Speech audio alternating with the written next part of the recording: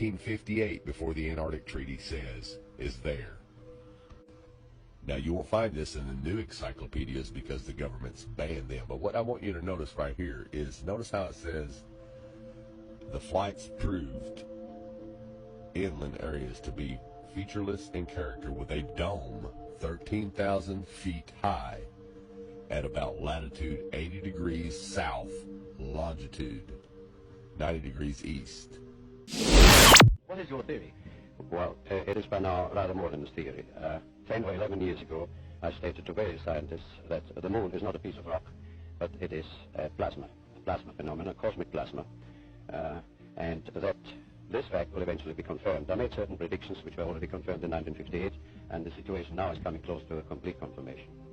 Scientific views expressed all over the world now that the moon seems to be of a quite different nature from what was assumed. The Americans and Russians are thinking of landing men on it. Well, that will never. God didn't just flood the earth because the earth was full of evil, the end. Okay, when you read the book of Enoch and you read the book of Jubilees and Jasher and you read these other ancient texts, you get a more clear understanding of why God flooded the earth. God flooded the earth because there were no more humans left in it. Noah and his family and his sons were the only beings that were pure in generations, the Bible says. That means genetically pure. They were the only ones left that were pure genetically. They were the only humans left on the earth. Everybody had already interbred and mixed in with genetic, angelic, animal, hybrid, DNA, mixed things. Most of the people had been. Becomes pregnant. Even if that woman suffers a miscarriage, even if that woman tragically makes the wrong choice and gets rid of the life within her through an abortion, or if the baby comes to full term, cells are exchanged between the mother and the child. Those cells will remain in your body, ladies, for the rest of your life. You have living cells of all your children in your body right now. Those cells will remain.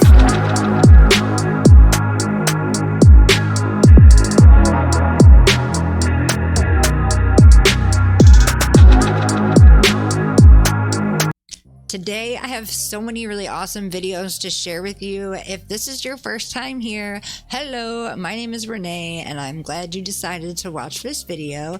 On this channel, I like to share with you different theories and videos that I come across, and we like to learn and grow and discuss together. And consider being a subscriber. I like to premiere a video at least once a week so that we can chat together, and I do gift out 10 memberships a month. So the only way to qualify for that is to be present for a live premiere. So without further ado, let's get into the videos that I have for you today. We're going to start today's video with supposed documented proof of the firmament from a 1958 encyclopedia. Okay, you guys remember how I showed you the maps that were here on Earth before 1958, before the governments took them out? Now I'm going to show you the Encyclopedia Britannicas in the public libraries before 1958. Here's volume 2 out of the alphabet A.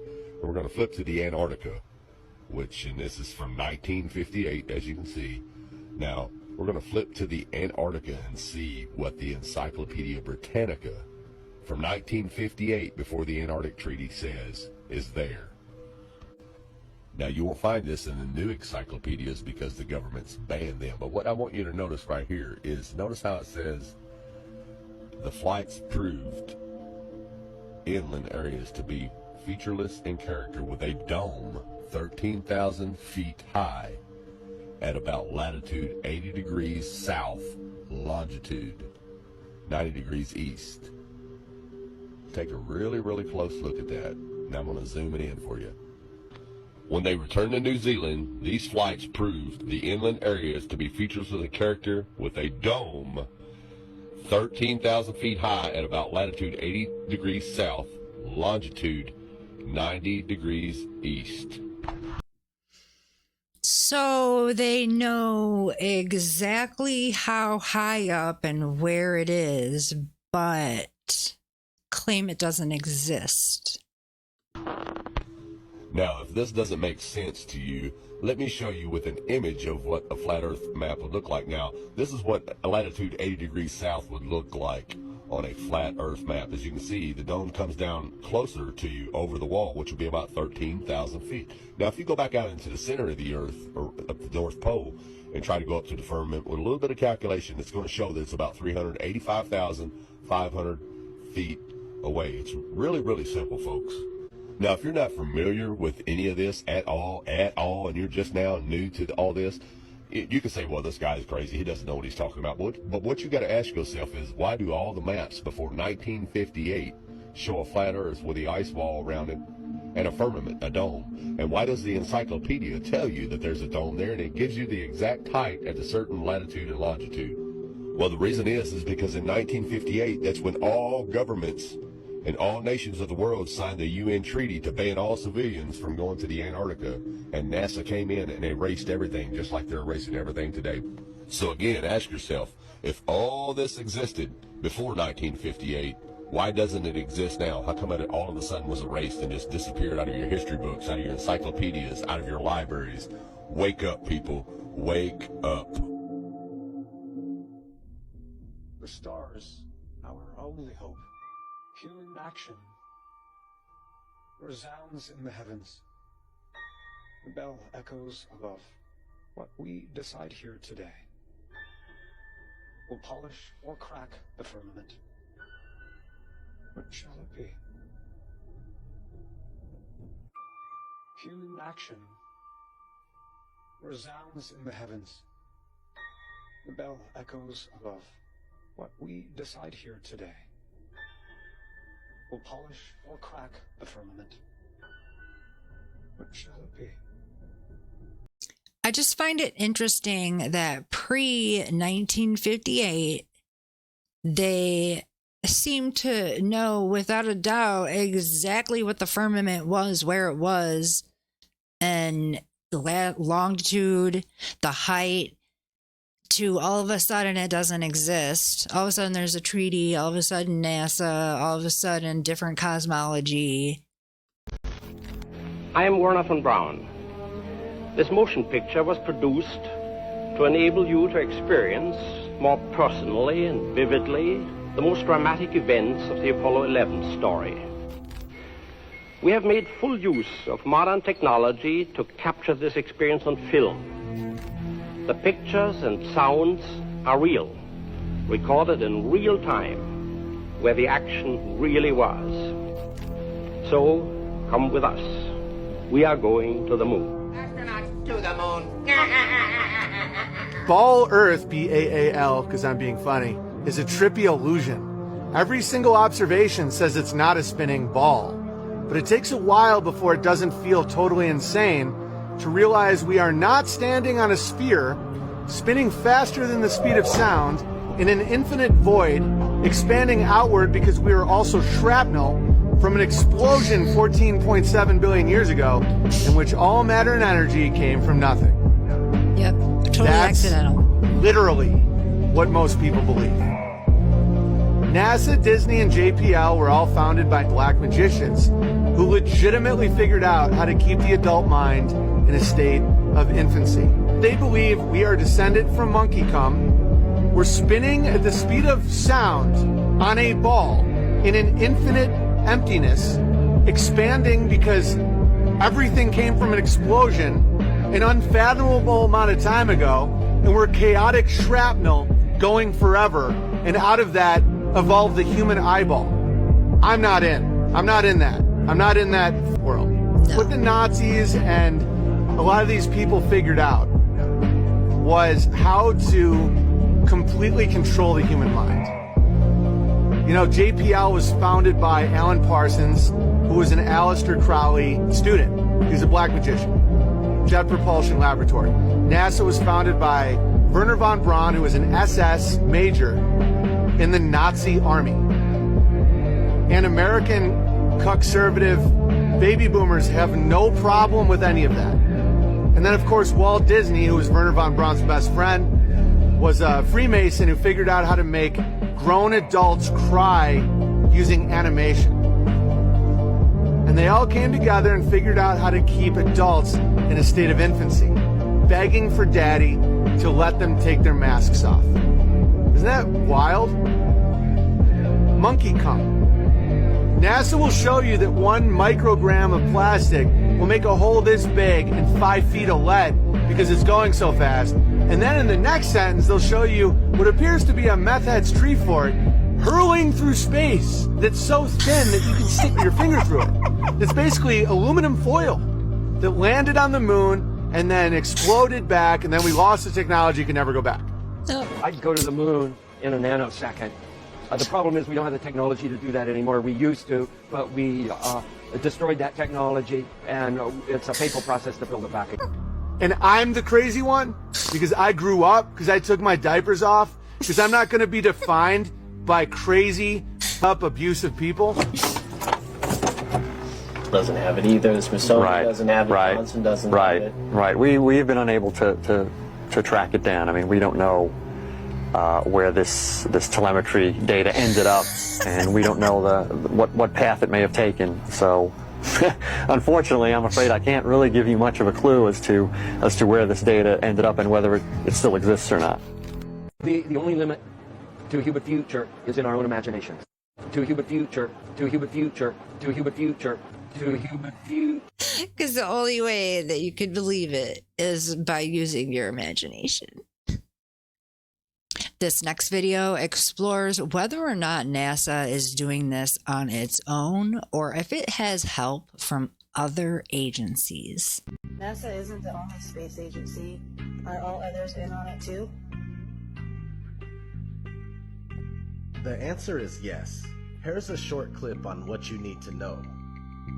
The Vector, NASA's official logo. If you've ever looked at NASA's official logo, both their official insignia and their official seal, you'll see that the most prominent object in the seal is a red swooshing object. They call that the chevron or the vector. If you ask NASA's Public Affairs Office, this symbology is featured so heavily in their insignia and seal, they'll give you what really amounts to the standard facile cover story for the unilluminated. They'll tell you that is a representation of a hypersonic wing design from the 1950s, which was the time the logo was created.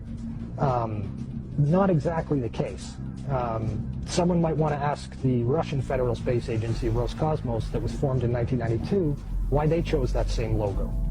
And while you're at it, you can go ask the Chinese, who formed their space agency in 1996, why in the world they're using a hypersonic wing design from the 1950s as their official logo. Then you can ask the Japanese, the South Koreans, Taiwanese, Malaysia, Mexico, Iran, all of these countries, even Bulgaria. They all utilize the vector symbology in their space agency logos for their national space agencies. It gets even deeper. You can go look at the individual manned program patches for NASA. The Mercury program, for example, a blatant use of covert symbology. In every logo dealing with the Mercury program, you'll see what looks like a number 7 in their logo.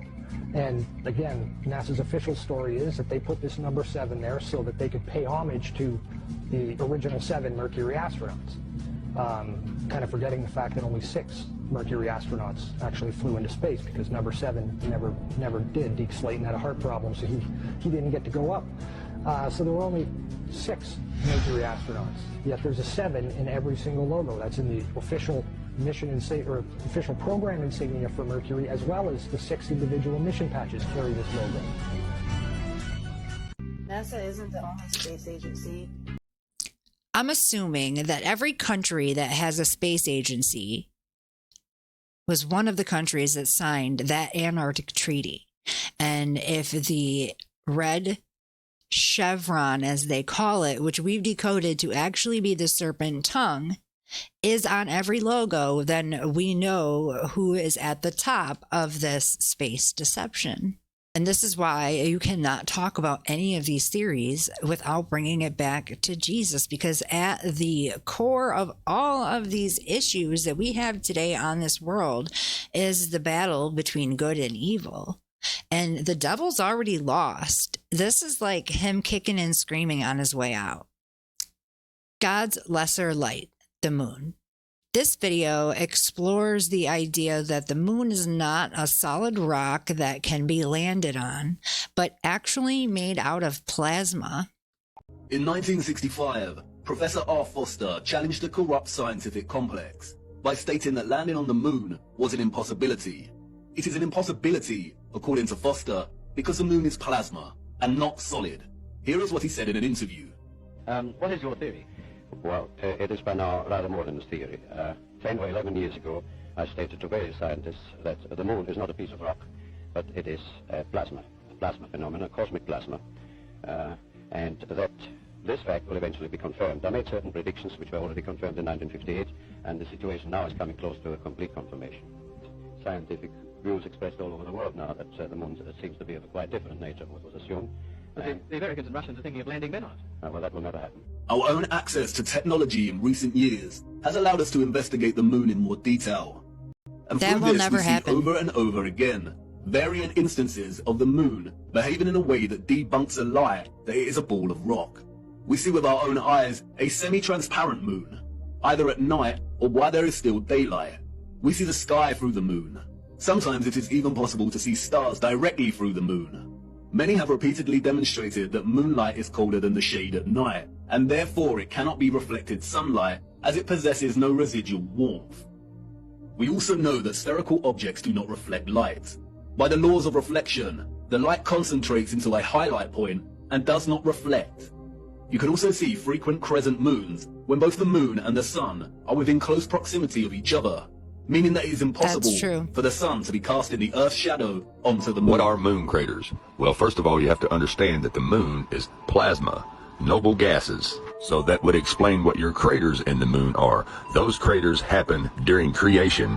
When God made the moon is when those craters appeared. That's why it's always been the same craters on the moon since the invention of the telescope. There's not one new crater up there. All these years, it's all the same craters because they were all formed during the creation of the moon. And the craters are a result of gas entrapment, which means when the moon was being created, the gas entrapment bubbles would burst and cause a crater after they burst. Now, for example, you see this crater here, and you see this crater here, and this crater here, and this crater here.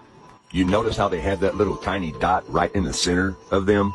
That is where the bubble burst and receded back down into itself, forming the crater. Now, for example, check out this picture of gas entrapment bubbles in epoxy. Now, notice this gas bubble here has that identical little dot in it. And this gas bubble here has the same little dot in it. Not every single one of them do, but several of them do. Just like in the moon, not all the craters have that little dot, but a lot of them do. Now, it's interesting that he used epoxy as an example because much like epoxy, when you use a clear gel on your nail and put a soap, a foamy soap on top of it, like dish soap, and then dry it and cure it in the lamp, you will get that exact texture that the moon has. let's compare the gas bubble craters in the epoxy with the gas bubble craters in the moon. As you can see, they are identical. So, like I said before, being that the moon is made of plasma, noble gases, that would explain why you have these gas entrapment bubbles that have burst and left craters. And then again, I could be just totally wrong, but you ask a question and that's my theory on it. And like I said before, since the invention of the telescope, there are no new craters on the moon. There's not been one new crater on the moon since we've been able to see the craters on the moon. And I've looked at the moon through telescopes and cameras for hours and hours and hours, and never have I seen a asteroid or a so-called meteor hit the moon and leave a new crater. So that leaves the funny question of asking yourself, well, how did all these craters form from asteroids and meteors, and then all of a sudden in all of our lifetime, they just stop hitting the moon, stop making craters? So, now if you believe in the theory that the moon is a big rock up in space with moon dust, and that asteroids and meteors made these craters and hit this solid rock all the time, well, you would be looking up into the sky, and this is what you would be seeing all the time. Now, this is computer generated, but I'm just showing you. If you believe this theory, this is what you would be seeing with your own eyes all the time. But anyways, thanks for watching, and God bless. Well, I definitely never seen anything like that. Do you guys think that the moon is a solid ball of rock, or do you think it's more likely that it is a luminary made out of gases? Let me know in the comments. Once again, the Denver International Airport has an art installation that tells a little more truth than they like to let on. at the Denver airport with a new art installation in the center of the airport. We start off here with the world. At the South Pole there is a gate, and then around the world is sand. At the North Pole there's this pole that leads up to this arrow. The arrow points down to what it looks like perhaps a firmament, to a train station. I should also mention the world is depicted as flat over there. From the train station, from the arrow, we come down here. Perhaps a way to get in and out of the world as we know it. Again, surrounded by rocks and sand. Maybe this is where the lizard people live. It's weird. So, of course, my goofy ass was watching TikTok. I'm in the Denver International Airport. Apparently, it's supposed to be the flat Earth, as they say. And at the North Pole, it's supposed to be the quote-unquote gates. So the outside parts of whatever, the outer gates, past the Arctic wall. So they got this little arch, which is obviously supposed to be the dome, with train tracks over here that's supposed to represent you getting transported from our world all the way to whatever else is on the other side. It's quite interesting. It's a fun little theory. They do not put anything there for absolutely no reason.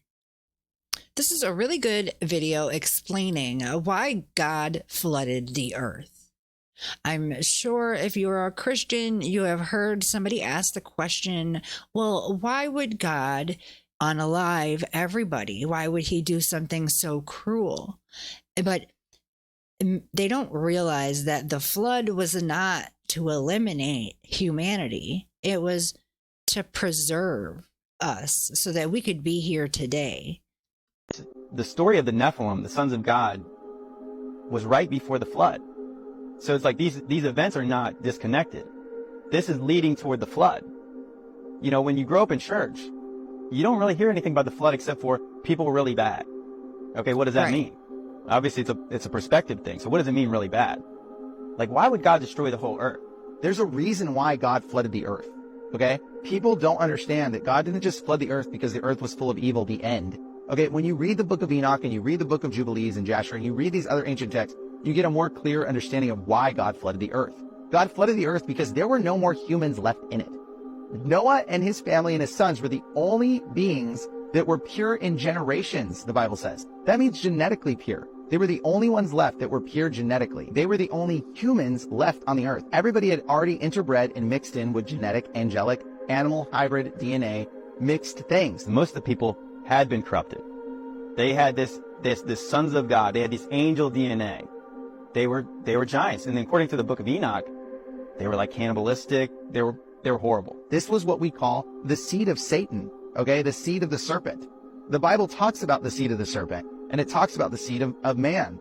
This is what it's referring to. These animal, human, hybrid, angelic, perverted creatures of God's perfect genetics. A question that often gets asked, if God flooded the earth to destroy the Nephilim, how were there Nephilim afterwards? Well, I think that this is an interesting question, and there's actually a lot of differing ideas and quite a lot of debate on how this actually happened. Some people believe there was like a second incursion, that the angels came back and did it again. Some people believe, yeah, there was some kind of a science-y thing they did. They did some kind of witchcraft, something to bring them back. When Noah's sons chose their wives, they may not have been pure in genetics, because they weren't the only ones that were pure in genetics, like the Bible had said.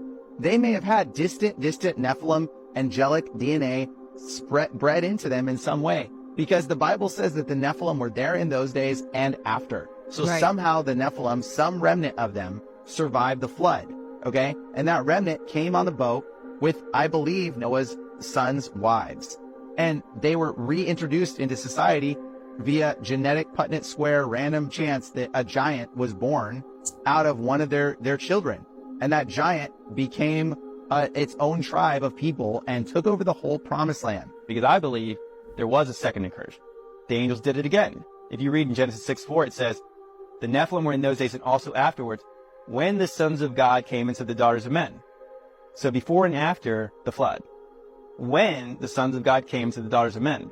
For me, it's hard to believe in the second incursion theory because I believe that God flooded the earth literally to end the first generation of giants. And if there was a second incursion, then that would just bring back the giants again. So I think it had to have come from the genetic gene pool. And also it mentions in the book of Enoch that Michael's talking to Raphael about how the punishment that God put on these first initial angels that slept with the women, it was such a severe punishment, anyone's heart that hears about it would be softened by it. And basically that no man nor angel shall ever partake in their portion of judgment or punishment again.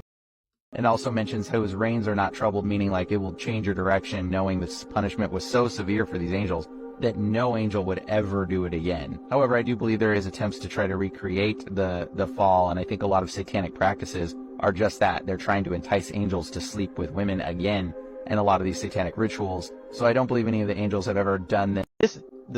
What do you think? Do you think it's more possible that it was like a remnant gene that laid dormant until it, it just happened to come out along the bloodline? Or do you think it was more likely that they came and re-entered the daughters of men for a second incursion?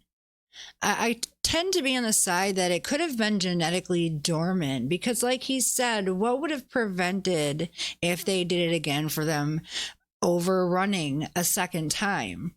And there are stories that there are angels who were part of the incursion that are forever crying and begging for forgiveness. We have to remember that all of these abominations that were created by these fallen angels were not ordained to exist. They did not have God in them, so they were completely carnal, which made them bloodthirsty and lustful and completely insatiable. And they were completely overrunning the earth. And what God did preserved what little shred of humanity was left on the earth. We have a part 2 to this. When God sent Moses and the Israelites into Canaan and Joshua, they were going to purge out the giants out of these places. And I felt like that was such a significant event. Now it starts to make more sense. Do you remember when the Israelites went into the promised land? They said, we don't want to go in there. There is giants and we look like grasshoppers. The giants were the same giants, the same Nephilim, the same beings that God was wiping out in the flood. This is why God said, go and kill them. This is why his decree was to wipe them out. He was trying to end the lineage of these human, animal, Nephilim, angel mixed hybrids. He was trying to purify the bloodline of humanity. That now when it's talking about the Amorites, the Hittites, and it's talking about these people, it's talking about when Moses sends the spies into the land of Canaan, and they come back with a report with, these people are way taller than us, way stronger than us. We're like grasshoppers in their sight. And then they said, then there's Nephilim in the land, the sons of Anak, the Anakites. And it's interesting. So it's like, so they're going in there and they're saying there's giants there. They talk about Og of Bashan and King Sion. Og's bed, I think, was like 13.5 feet long by like 6.5 feet wide. Well, why did he have such a big bed? Well, because he was a giant. And obviously the Bible puts a lot of emphasis on the fact that Moses and the Israelites, with the angel of the Lord going before them, defeated them. It was a big deal that they defeated them because they were giants. Because they shouldn't have been able to. Now, there's components in the Bible that I can tell you that seem a little bit unusual or cruel or not really connected. But when you understand the preface of what God was actually doing through the Bible and through the book of Enoch and what the Nephilim are, everything in the Bible begins to make more clear sense. I think when you're just starting out on your journey, it's really fun to get into the extra biblical texts like Enoch and Jubilees and Jasher and the Book of Abraham. You get like a more personal view of what their lives were like, what kind of people they were, and it just makes the stories a lot more personal. I know when I started my journey, I got the Strongs, I got all the extra biblical texts, but after a certain point when you have in your heart and your soul that you know that God is real and Jesus is God and all, and this is the relationship you want to have, then you really need to focus on what is our instructions from God today. What does he expect of me today, and what does the Bible say about that? And that's when you learn about the different dispensations and the different ways that God has dealt with his people over the time or over the ages.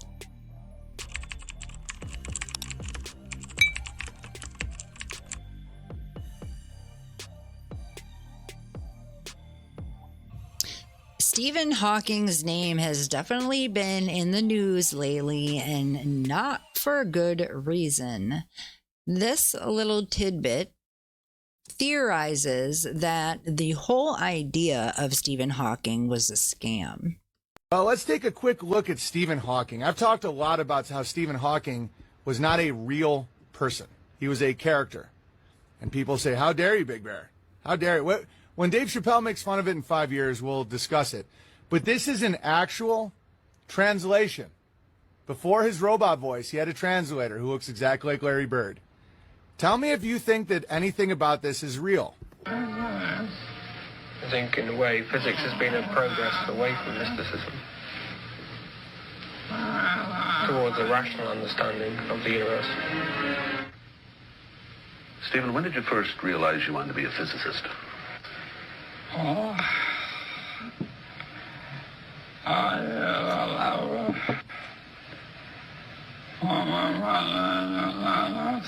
think I knew from about the age of 9 or 10 that I wanted to be a scientist. Most of my activities, like playing with model fireworks or model railways or playing complicated games, was aimed in some way at finding out how the world worked around me. I was never very good with my hands, and my models did not work very well. Okay, guys, we can all see that this is not real at all. It was normalized by Han Solo and Chewbacca. As you can see there, on the left is Han Solo, and on the right is Chewbacca. No one understands the grunting and gurgling, but somehow Han Solo, with his he has the same haircut as Han Solo, and he's alleged to be a very handsome Larry Bird guy. There is no way that the gurgling, and this is why the internet changed the entire game with scams, is back in the day, a lot of people were not exposed to people that treat people with ALS or a lot of these ailments. Ukrainian Bear is currently taking care of someone with ALS. We can talk to him right now. Is that possible? I think that nowadays I have translated that into studying it goes in the way. The funniest guy by far is this guy, because I think he's watching this whole thing like, just don't point out that this isn't real. Well, let's take a quick look. He's like, don't laugh, don't break character.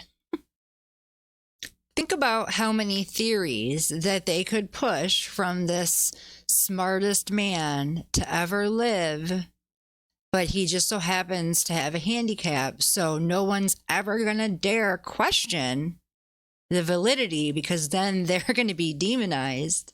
I mean, it's kind of perfect. They gave the people bread and circuses.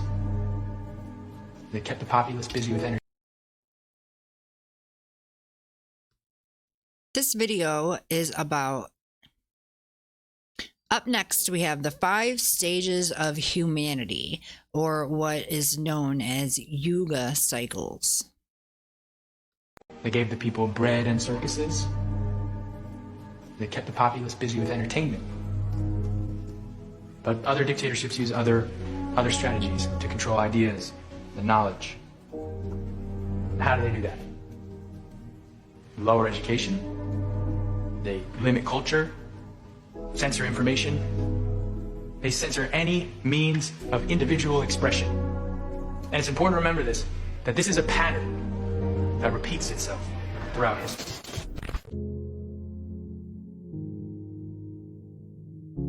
I've been thinking a lot lately. The Hopis talk about this realm being reset at least 4 times. I think we're living in the 5th. And old mythology from 2,000 plus years ago, talking about the 5 ages of man and how we went from the golden age backwards to essentially the plastic age that we're living in now. And one of my favorites is the Indian texts talking about the Yuga cycles. I think the Indian texts have been most preserved. And in these Yuga cycles, it's the same thing as the 5 ages of man. The first Yuga is the best. People live the longest. Time is slow. The realm is built out as beautifully as it ever will be compared to the following cycles. And there is a destruction in between each cycle, and each cycle seemingly being shorter than the previous one. Everything plays out, expressing itself in these cycles. And we, of course, just like all the other myths of people, are in the last cycle, the Kali Yuga. The Kali Yuga is the worst, the darkest, most wicked cycle. Lies and illusion, injustice, destruction, and also the quickest cycle. This would be comparable to Revelation, the same myth being portrayed. After Jesus, there's 1,000 years of prosperity, followed by a dark season, and 200 years of darkness, similar to this Kali Yuga idea in the Indian myth. And I believe in this cycle, there's complete darkness, but there is also complete light, just as bright. You only have to strip away the illusion that you have been masked in. Everything is covered up, and if you could only peel off the illusion, or the mask, or the facade, you would see the truth. You would see the golden age before us in ruins, and the stories of the Indian myth of the Yugas would make more sense than the stories we're given as actual accounts of how this realm came to be. And know when you are being fed falsities in history and the present, and you can have peace. The old world as you knew it, your ideas of what is and what was, will die, and in the place of your former beliefs, you'll have a new understanding, one that is grounded in truth. And I believe that those of us that are good struggle in this world, because it's not good and just in the Kali Yuga. It is a destruction cycle, the end in which the new will be reborn.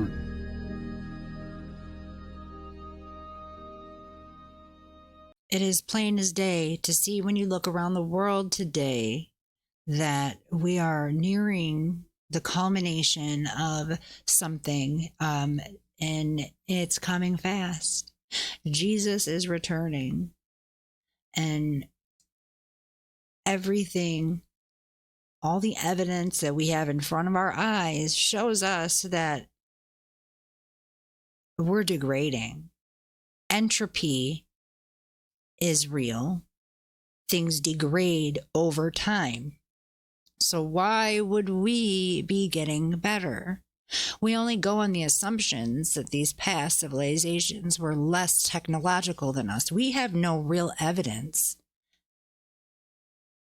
to back that up, to support those theories.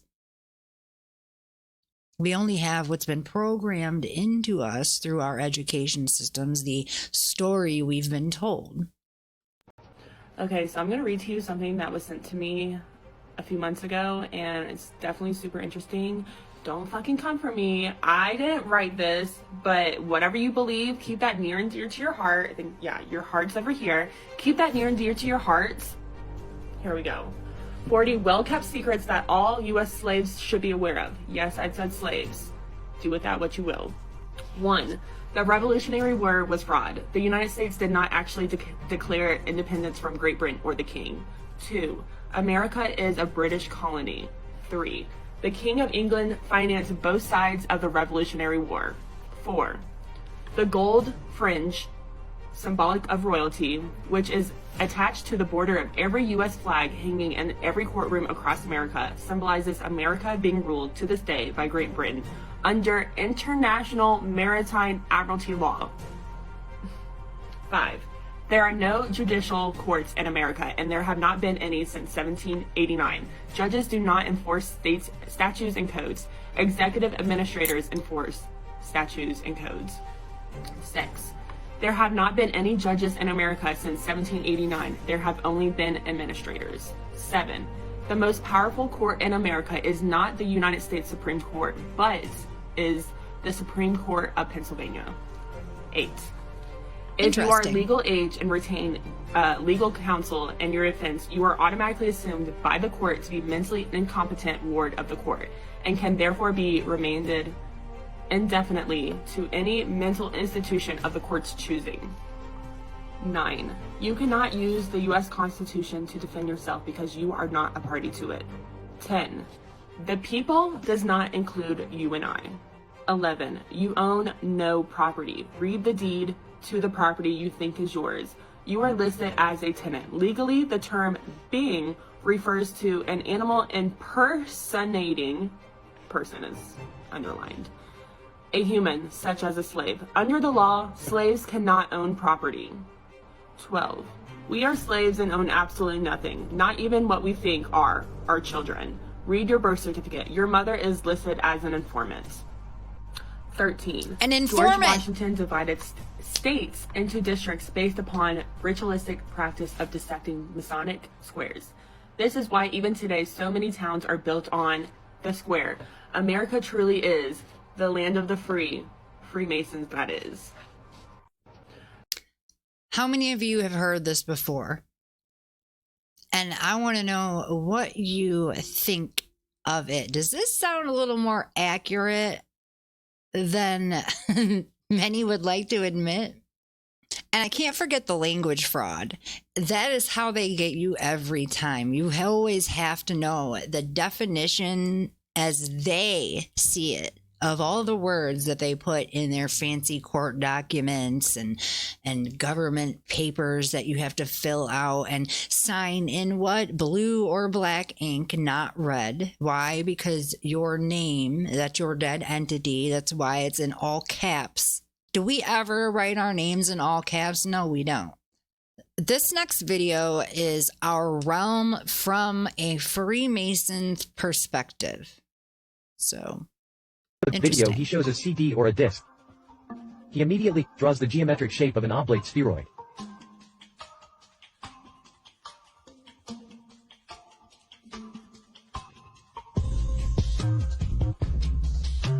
We can see how he separates the oblate spheroid with a disc that has a hole in the center.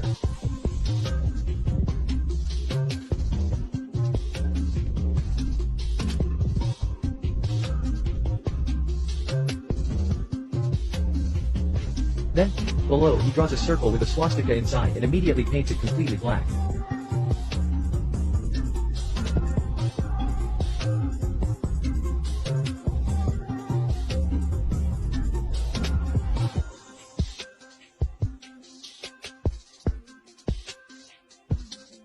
From this black circle, rays come out and 3 rays pass through the hole in the center.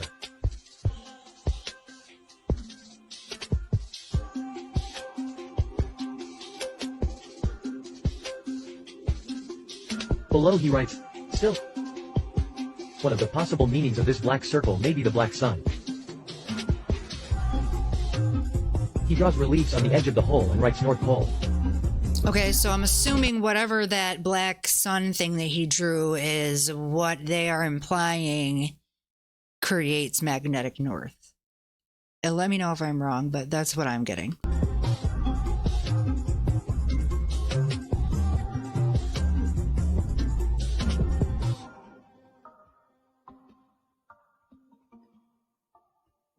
And above this hole inside what would be the celestial vault, he draws a star, the polar star or Polaris.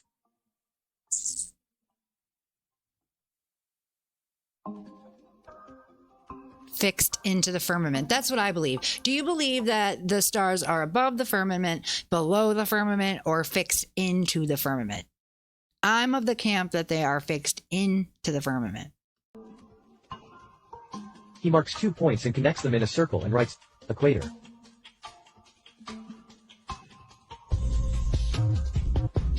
He draws 2 lines that go down from the polar star to the 2 points. The lines form a triangle.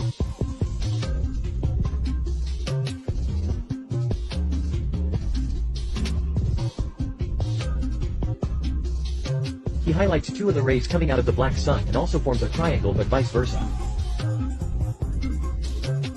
As above, so below. And he writes, as above, so below. It's one of the 7 principles of Hermes Trismegistus. It appears on the Emerald Tablet and then in the Kybalion.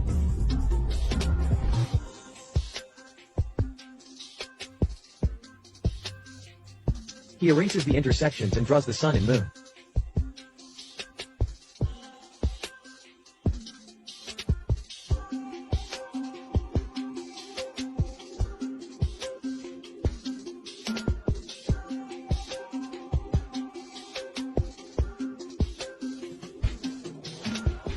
And he makes a gesture of rotation.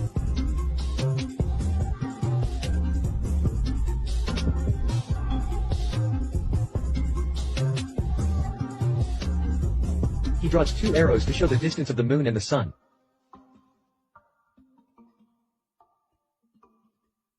Both are 3,300 miles or 5,310 kilometers away.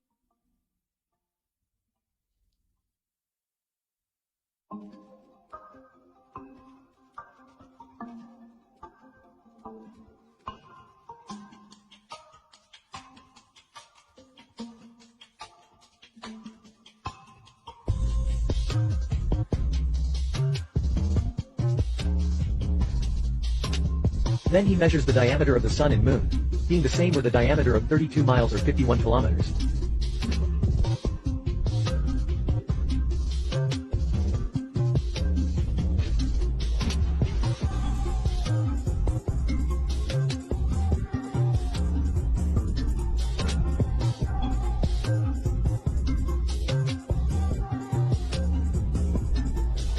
He draws continents on the surface and on the other side as well.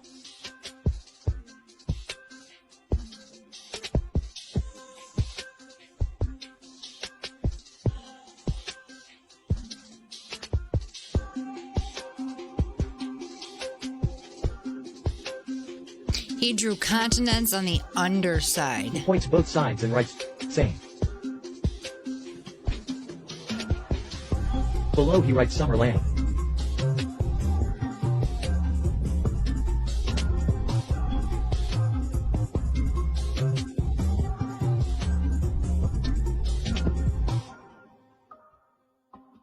He draws rays coming out of the black sun and writes, northern lights.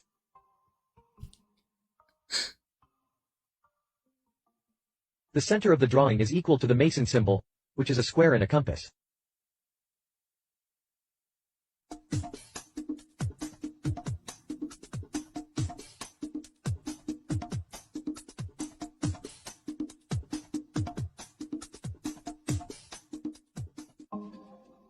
You know, I'm pretty sure the higher up in these societies they go, the more they are pretty darn sure and that the earth is flat, and the more they're taught about the actual cosmology of earth.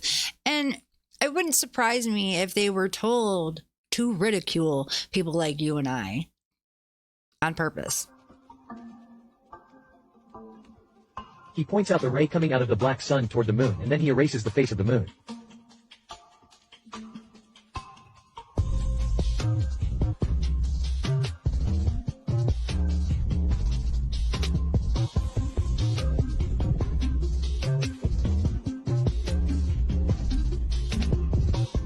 He makes signs explaining that the sun doesn't light up the moon. Who does it is the black sun.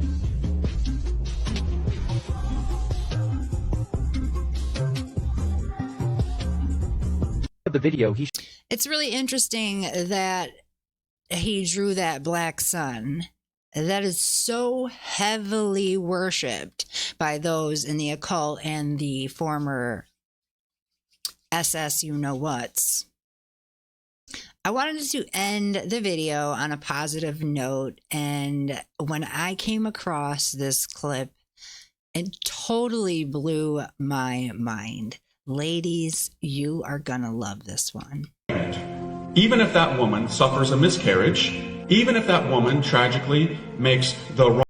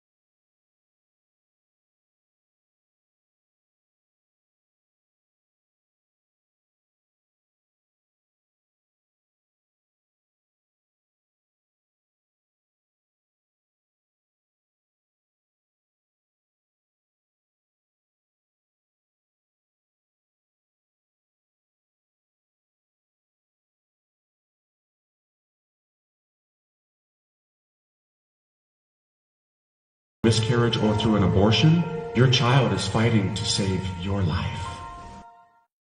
Wow. Pregnant. Even if that woman suffers.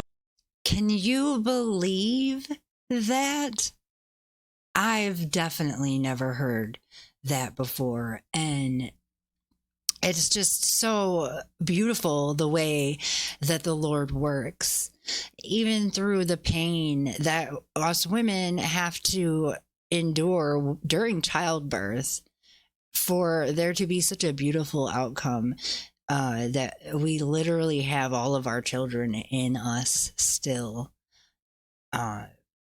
It's just like, it leaves me in awe of just how beautiful God's creation is, how precise things have to be in order for everything to just work the way it does. Like, how anybody can look at creation and not see that it itself is the evidence. It's all the evidence you need of God, is to just look around. Well, guys, that is another video down. Thank you for joining me through our journey, wading through the BS to the truth. I love you guys, and I will be back very soon. Until next time, stay prayed up and stay highly motivated.